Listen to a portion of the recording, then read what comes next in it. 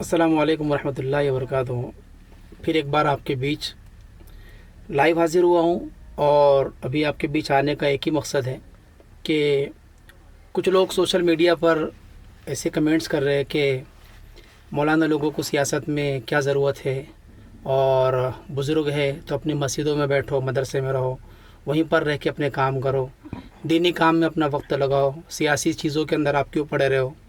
तो मैं ये वीडियो सिर्फ़ उन्हीं लोगों के लिए बना रहा हूँ कि भाई, उलमाए किराम और सियासत कोई अलग अलग चीज़ नहीं है, दीन और दुनिया अलग अलग चीज़ नहीं है। लेकिन हमारी प्रॉब्लम ये है कि हमने दीन को अलग और दुनिया को अलग कर दिया है। हम ये समझते हैं कि दीन अलग है और दुनिया अलग है। जो दीन का काम कर रहे हैं उनका दुनिया से कोई मतलब नहीं, और जो दुनियावी काम कर रहे हैं उनको दीन से कोई लेने देना नहीं है। ये बहुत बेतुकी बातें हैं, बहुत घटिया सोच है। इस सोच को बदलना ज़रूरी है, क्योंकि हम जिस नबी के मानने वाले हैं, हमारे नबी पाक सल्लल्लाहु अलैहि वसल्लम की ज़िंदगी को आप देखेंगे, मदीना की 23 साल की ज़िंदगी को, हमारे नबी मस्जिद के इमाम भी है और वही पूरी कौम के कायद भी और लीडर भी है। तो जो भी सोशल मीडिया पर अजीब तरीके के कमेंट्स चल रहे हैं उलमाए किराम को लेकर, मैं सभी लोगों से दरख्वास्त करूँगा कि आप जो है तो आप इख्तिलाफ़ करिए। इख्तिलाफ़ करने में किसी को कोई तकलीफ़ नहीं है। देखिए, किसी की ज़ात से, किसी की राय से और किसी की बात से आपको इख्तिलाफ़ हो सकता है। इख्तिलाफ़ करने में किसी को कोई दिक्कत नहीं है, लेकिन इख्तिलाफ़ करते हुए आप खिलाफ़ मत जाइए किसी के। और इख्तिलाफ़ करने में सामने वाले की इज़्ज़त का भी ख्याल रखें।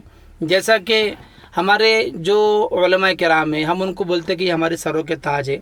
तो अगर आप उलमा को अपने सरों का ताज समझते हैं, तो फिर अगर उलमाए किराम अगर अपनी ज़ाती राय पेश करते हैं तो उसमें आपका इख्तिलाफ़ करना आपका हक़ है।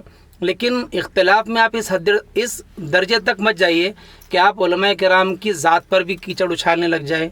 आप ये जुमले बोलने लग जाए कि मौलाना लोगों को क्या ज़रूरत है सियासी बातें करने की और सियासत में दखल अंदाज़ी करने की।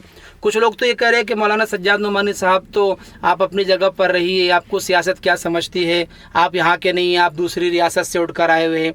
तो मैं उन लोगों से कहना चाहता हूँ कि साहब, मौलाना सज्जाद नोमानी साहब की ज़िंदगी को आप देख लीजिए। वो बंदा कौन है, वो कैसा दुर्वे सिफत इंसान है, और कैसे अज़ीमुशान अल्लाह वाले हमको अल्लाह ने इस मुल्क के अंदर और ख़ास तौर पे हमारी रियासत में हमको मिले हुए हैं। उनकी तारीख़ आप उठाकर देखिए, उनके पूरे ख़ानदान की क़ुरबानियों को आप देखिए।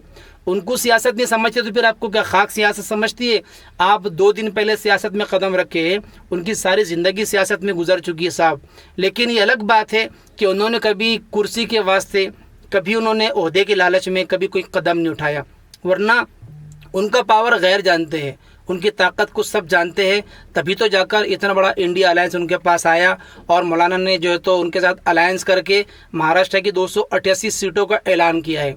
फिर भी आखिर में ये कह रहा हूँ कि देखिए, आपको मौलाना की बात से इख्तिलाफ़ होगा, उनकी राय से इख्तिलाफ़ होगा, आप बिल्कुल रखिए इख्तिलाफ़। आपको जो करना है, आपको जहाँ वोट डालना है आप डालिए, लेकिन इख्तिलाफ़ और आपकी राय अपने हद में रहे, शरई हुदूद में रहते हुए आप इख्तिलाफ़ करें, किसी की ज़ात पर कीचड़ न उछालें।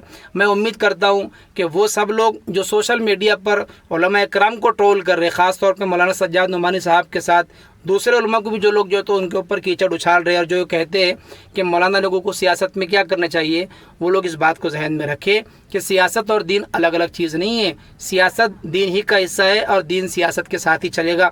अगर सियासत और दीन अलग अलग हो जाए तो इस मुल्क के अंदर मस्जिद भी बाकी नहीं रहेगी, और ना आपके मदारिस बाकी रहेंगे, ना आपके जो तो खानकाहें बाकी रहेंगे, कुछ बाकी नहीं रहेगा। तो इसलिए बराए मेहरबानी इख्तिलाफात रखें। अपनी बात को रखने का हर किसी को हक़ है।